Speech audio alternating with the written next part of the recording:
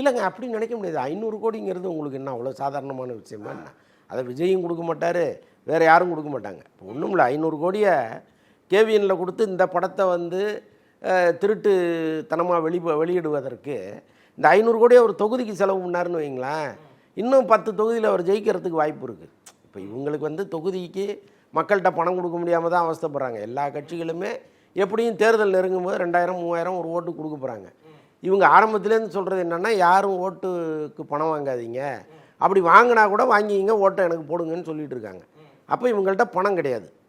இவங்க வந்து ஏதோ ஒரு முறை தமிழ்நாட்டை ஆண்டிருந்தாங்கன்னா மக்களுக்கு அள்ளி கொடுக்குற அளவுக்கு பணம் வச்சுருப்பாங்க. அப்படி கிடையாது, உழைச்ச காசு தான்.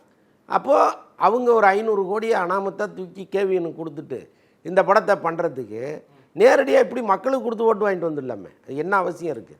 இன்னொன்று இப்போ பாருங்கள், இப்போ இவங்க பண்ணியிருக்காங்க, இப்போ நெகட்டிவாக தானே வருது. இப்போ நீங்கள் சொல்கிறபடியே விஜய் பண்ணியிருந்தா கூட இந்த படம் குறித்த விஷயங்கள் எல்லாமே நெகட்டிவாக தானே அவருக்கு முடியுது.